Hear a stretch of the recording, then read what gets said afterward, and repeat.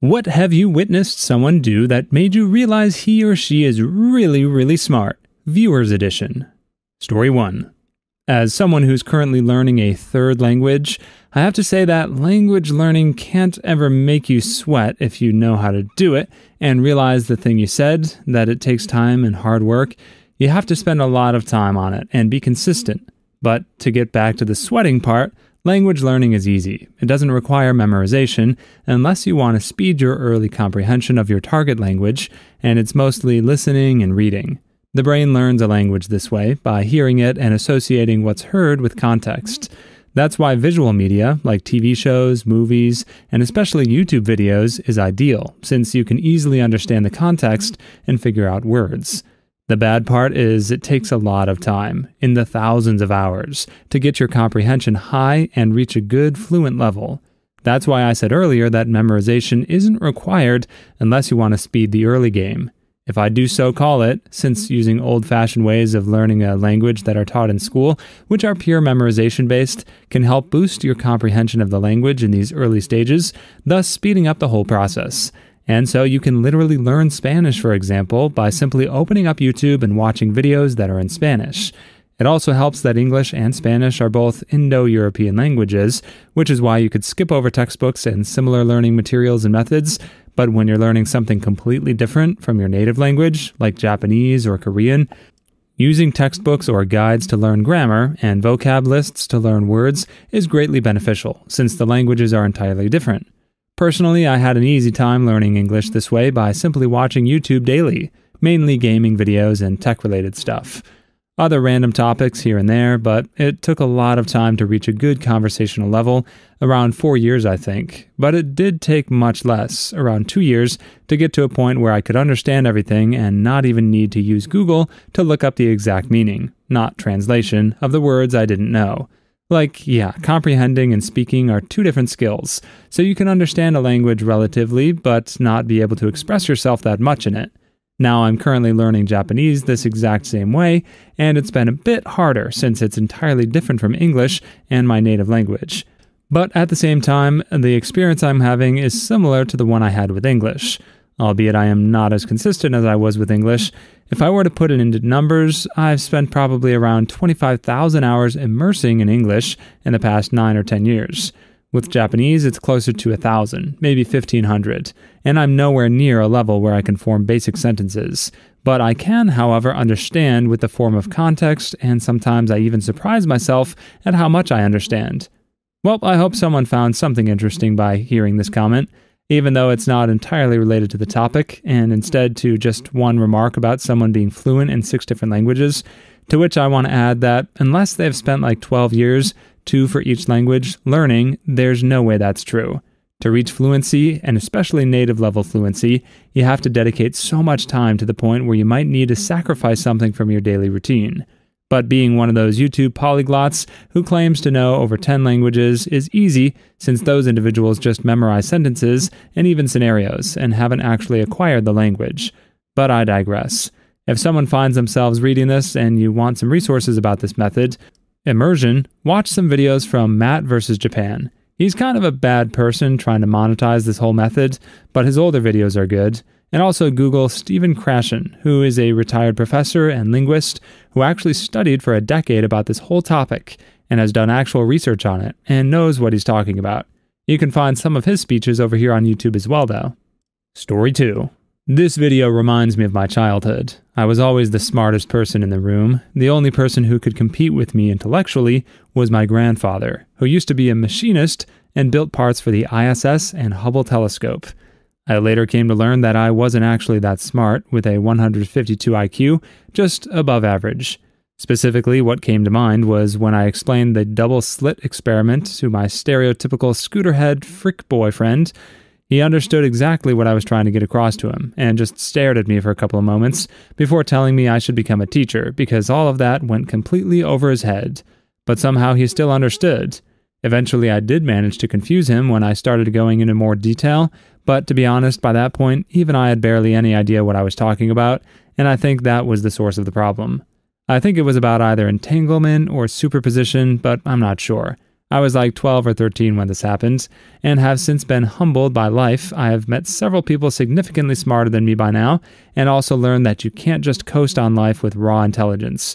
You have to actually try with just about everything.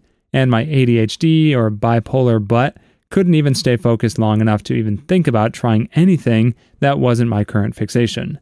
So if you're a kid reading this and you're the smartest kid and are bored in school and never have to try at anything ever, my advice to you is simply this: learn how to try and learn how to learn. I know it sounds silly, but when you get older and your brain doesn't learn or change as easily as it used to, you will regret it. I know I do. Story 3. I'm from a STEM field, and I agree that there is a hard science bias. Physics has the advantage of being very deterministic, and because of that, you can make nice laws out of it. Because of that, all science either has a physics envy, wants to falsely claim it is as reliable as physics, or looks down upon sciences, which are less like physics. I always find it funny when a hard science guy completely looks down upon a guy who studies philosophy of science. The hard science guys completely rely on philosophy and use a lot of axioms from that field and are not even aware of it. I think the major point is that it's easier to wing social sciences due to the language being more accessible. Anyone can talk about psychology and sociology, which isn't the case of physics and other STEM fields. A lot of people I know have psychology and sociology as a hobby, and it is less obvious when we try to distinguish between an expert, a fraud, and a layperson in the soft sciences. I don't know how well it works, but you might be capable of getting acknowledgement by your STEM friends if you get to know the experiment and study landscape very well. If you can always bring up relevant studies and how they're being conducted, then you talk in tangible language, which STEM people like. Also, it makes you appear like an expert. But just as a little defense of the hard science bias, in soft science it is way more difficult to get concrete results, and the peer review process of many soft science journals is less rigorous. Adding to that there are contradictory expert opinions out there, it does appear to be less of a science field of science. Story 4. This is based on everyone else finding out I was really smart. I have autism, and I was incredibly hard to work with in my childhood. I am one of those on the spectrum who are incredibly smart and know what I'm doing, but chose to wreak havoc. So I was basically in ABA training from 2001 to 2004, since I basically was showing signs that I need therapy. I should also mention that I would never go out of my way to go to far, actually hurt someone physically or think of terrible acts. I was just a massive troll, which is how I got my username. I guess we'll never know what that is though. So when I was in ABA at first, I acted on my best behavior to basically show them that I was a good kid and that I didn't need them. Obvious lie. But I would still do my usual autistic episodes at times whether or not ABA was there. After seeing how the ABA gathered their data for a few days, I found out how they collected their data.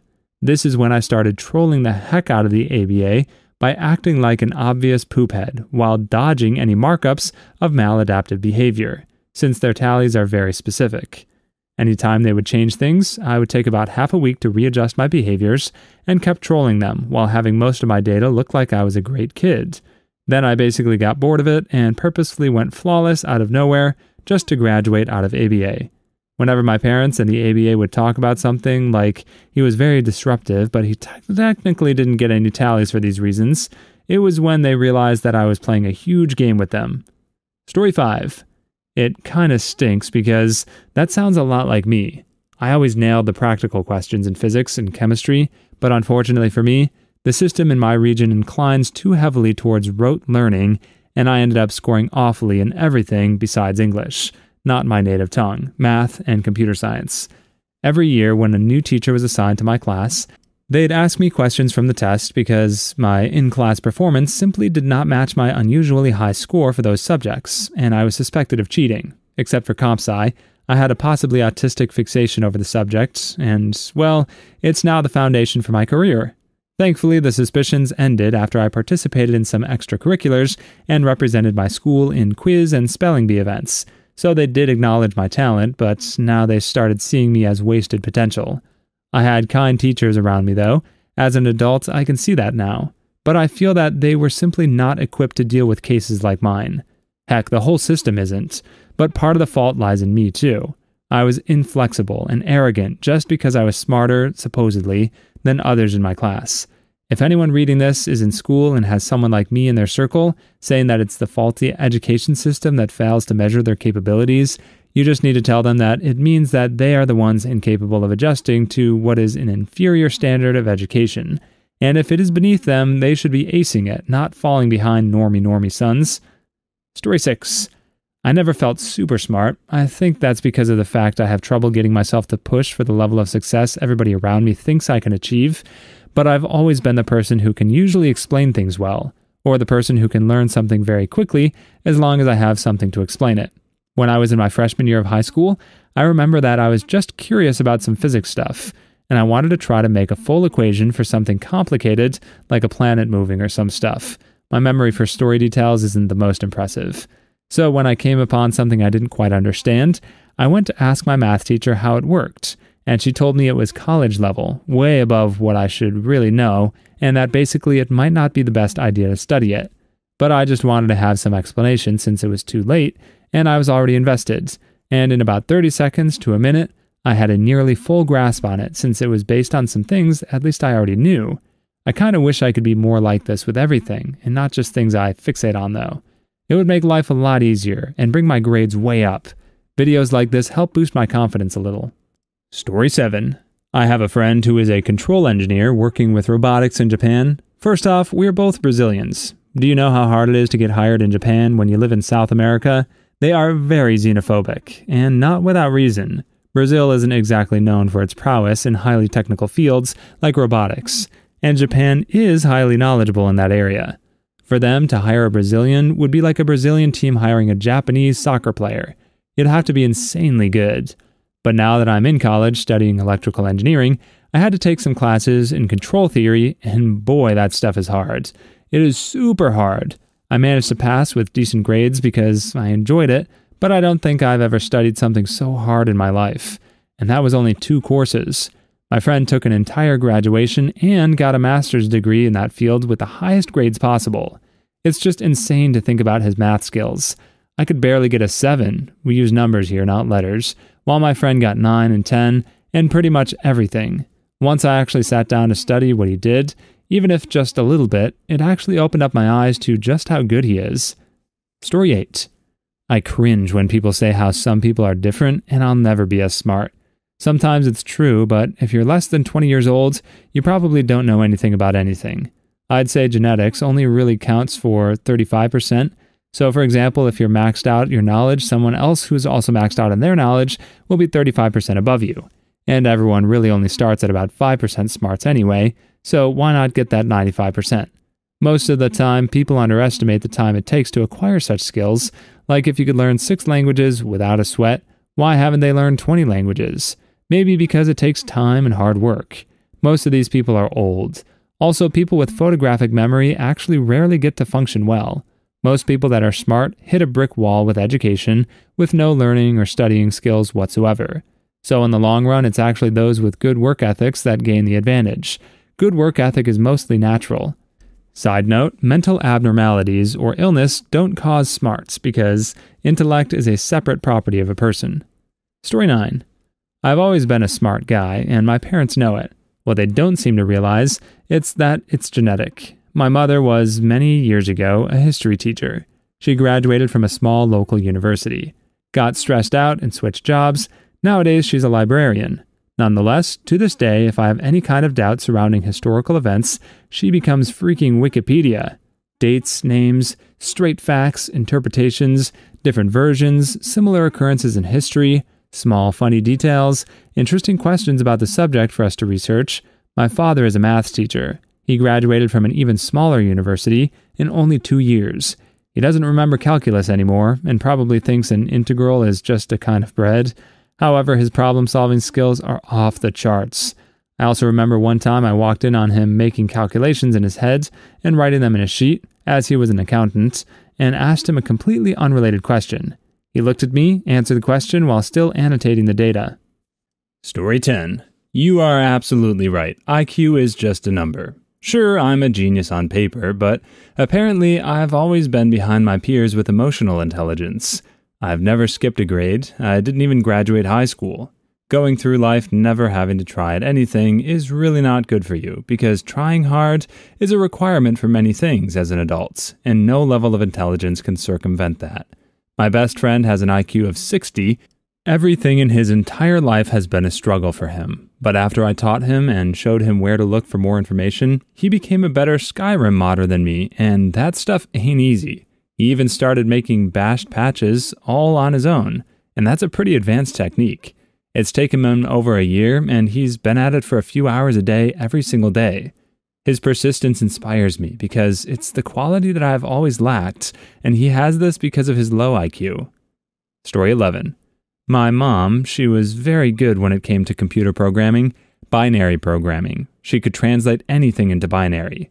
There are many different languages that get used today, but if you know, you know. That is some tough stuff. It was years later I got to make myself look smart by telling people what was wrong with their computers, sometimes just by hearing beeps over the phone. Something I picked up from her. Turns out a lot of computers still have these alerts to errors built into their hardware. Some have vanished, but some are still around. Felt like a god when I asked a friend to check the top of his RAM cards. A screw was resting on top of them, causing the issue, and triggering the beeps he kept getting. I can't tell you how or why I get the solution to these things correct so much. I just remember the sounds and patterns and what my mom used to do to fix them. Story 12. My brother and I are not greatly intelligent, but I am pretty sure we're above average. Brother's incredibly talented academically, but he could never explain a thing. I never even studied at all, even at college, yet managed good grades. The thing that I call myself intelligent for really is the fact that I can turn any tech knowledge into something that anyone can follow. However, I think it's becoming a much more common trait among younger people. My brother can 100% any test on things that he takes course on, and can work around bad tutors like a whiz, which is something that I would have loved to be able to do. He's not as smart when it comes to understanding others, though. He absolutely values himself on outdated ideals, such as being a complete emotionless person. I don't have much in the way of motivation, so I just don't find a reasonable way to use my intelligent traits that already get filled. Story 13. One of my classmates in the elementary school often got teased by the class because he can become very immersed in his own world. But bet every time someone tries to talk to him, he can be quiet to the point that students in other classes thought he was a mute. He also did not have fantastic grades or physical skills. One day, the teacher started the class using a world map, split us into 2 teams for a basic geography test. Teacher asks where is what, and both teams compete for it. That quiet kid basically destroyed the entire session, to the point the teacher had to stop doing it because he answers every question right. Every country, capital, continents, seas, landmarks. People stopped teasing him after that, even coming to treat him as the class little brother after his family problems leaked out. He passed away when we were in the 2nd year of junior high. Rip Nazrul. Story 14. Not an insult at all, but a lot of these people are showing autistic traits. Autistic myself, so I recognize the pattern of how the people's mind works and are seen as smart. Of course, there are people that have photographic memory, insane logical deduction, or simply an ability to internalize knowledge to a level where they can retell it in a way that fits their audience. Kairos, no matter the audience.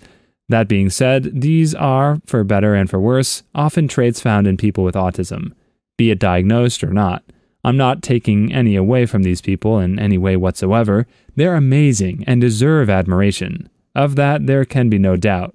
Merely offering a little information from a point of view that many may not even be aware of. Remember, autism is on a spectrum, not a switch.